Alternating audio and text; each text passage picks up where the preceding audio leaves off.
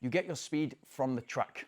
Absolutely incorrect. It's a myth, and it's a myth that's held by so many runners in different kind of arenas, whether it's ultramarathon, whether it's kind of marathon running, whether it's 10K running. It's a fallacy to think that you get your speed from the track. What people actually mean when they say that, or kind of when they break it down and think about it, what they actually mean is you going to the track means that you're probably going to be running with 800-meter runners and 1500-meter runners, 5K runners and 10K runners who are running much faster than you can when you're kind of training for a marathon or training for half marathon or whatever it is you're training for. You're going to be mixing with that. And it's great to see on a club night when you've got kind of 400-meter, 800-meter runners mixing with marathon runners and maybe ultra marathon runners. You've got a lot of strengths and weaknesses there. So the shorter distance runners can get on a long run and run with you for 2 hours at a very slow speed, and that can recruit kind of some stamina and input some stamina which they will use as strength in their final parts of the 400 meters and 800 meters. Exactly the same for you going onto the track. You're going to want to compete with those runners because there's going to be that inside you that wants to keep up on maybe a 400 meter rep session, or a kilometer rep session, or 200 meter rep session at that top end. So you're going to be doing more short reps because you're working at the track together with those people. It's not that you're going to be doing lots of kind of 3 to 5K reps on the track. So you're going to be doing shorter distances, which is kind of one of the main things. But you're also going to be running with lots of faster runners who are shorter distance specialists. That's where you get your speed from, running with quicker runners. So if that can be more optimal for you, you would be doing those sessions. If you're training for an ultra marathon or a marathon on the road, or if you're training for ultra marathon, the surface that you're training on, that would be much more optimal for me. For instance, if I'm training on for a road race, it's going to be much more optimal if I'm running with those quick runners on the road.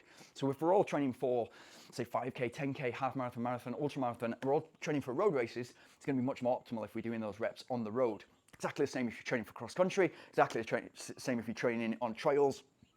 If you keep the surface as specific as possible, it's a big difference, obviously, in running on a track to running on tarmac, to running on a technical trail, to running on a very runnable kind of trail or cross country. Just seen, I think, the Intercounties maybe yesterday, and we've seen the people who were successful in that. They would have been getting their top end speed very, very specifically on the cross country. So running on a track, there are problems with it. You'll get, especially if you're training for a marathon or you're training for something longer, what you're going to get, of course, if you're training for 1500 meters and you're trying to get to the Olympics, you want to be training on a track because there's a certain technique to running on a track.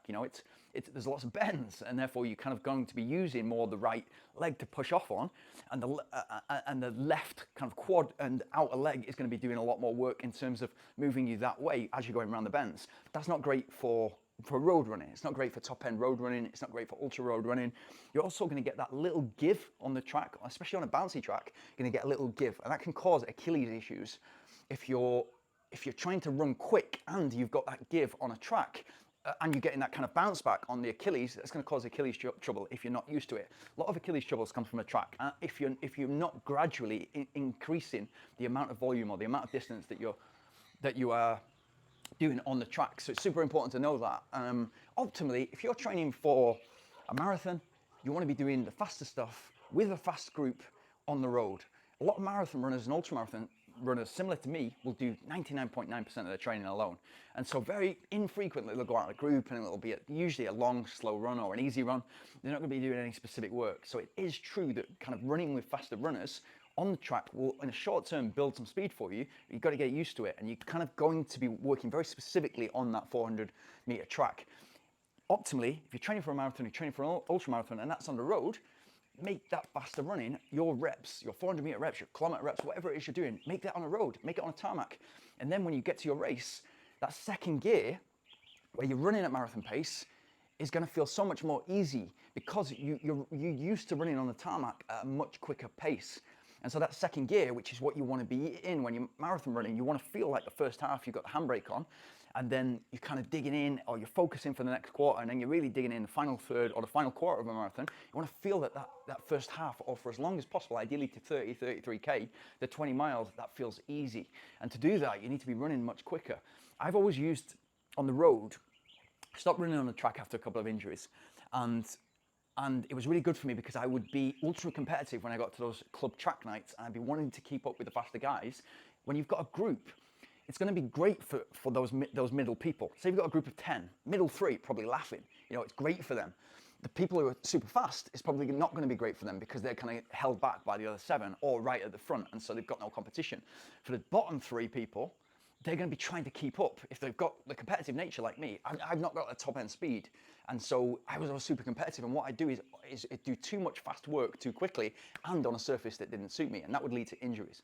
So I stopped running on a track. I started to do if I was training for a road race, I'd do all my fast stuff on the road, and if I was training for a trail race that was very runnable, so if I could kind of like train for a couple of trail races in Spain, and it was kind of like fast and flat or not too much gradient, and that was on the trail, I'd train on that specific, I'd do the fast stuff and the long stuff on that trail, and I'd be training every day on a softer surface anyway, on a trail that was very runnable. So like I call it a Jeep track trail, where you've got that extra give, but it's kind of like you're getting used to it. And so the longer stuff and the faster stuff I do on that, because that's where I needed to be quick. But I would only ever go 10 to 20% faster than my top end speed. So if I'm doing the marathon, for instance, and that's 3 minutes 20 per kilometer, or about 2:20 for the marathon, I do a lot of running at 3 minutes, the faster stuff, and a lot of running at 3:40, 10% slower than my marathon pace. And then I often do marathons, and I go and do a marathon, but in a training race, and I do it at kind of 3:35 or 3:40 per kilometer, which would be a nice training run for me, which would mean that I'd need to take the next day off because it was a strong, long run,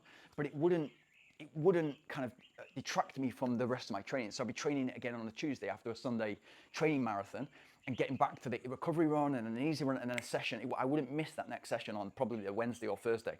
Super important, because you want the continuity and you want the consistency of being able to perform your training schedule and put together a plan and make sure that you're hitting those sessions. And if you can throw races into those, like a marathon, and like faster training runs, but be disciplined. So if you can sign up for your local park run or your local 10K, you can be doing 5K or 10K at marathon pace. That's brilliant, because you're going to get all those race day feels, and you're going to be running alongside people and being able to kind of like in the moment think, am I in the right group for the time that I want to achieve today, or do I need to kind of pop forward, or do I need to hold back? Do I need to kind of have that discipline? And it really helps you because you're put in a race situation. And I don't think if you're training for marathons and you're doing kind of 1 marathon a year or 2 marathons a year, you're not going to have lots of race experience. Whereas if you join a club and you're running cross country in the winter and a track and field in the summer and then some road races here and there, you're going to be racing 20, 30 times a year, and that's 20, 30 times a year, and it's brilliant for you because it's going to kind of like make you more competitive. It's going to help you get more competitive, which is naturally going to make you faster. So there's a few things there, but what I'd say is you don't get your speed from the track. You get your speed from running with quicker runners. That's for sure. You're going to want to run quicker when you're running with quicker runners. But don't do too much quick stuff. Don't run too much faster stuff too quickly, because you will get injured. The easy 4 ways to get injured is too much speed too quick, too much volume too quick, too many hills too quick, or a different surface, too much of a different surface too quickly. If you can avoid all those things, or if you're working on one of those 4 things, if you do insert it into your training gradually, you're going to be much better off. So yeah, good luck with that. And if you've encountered this problem, or you're getting through this problem, or you want to know how to navigate it, drop a comment and I'll happily answer it. Enjoy your Sunday.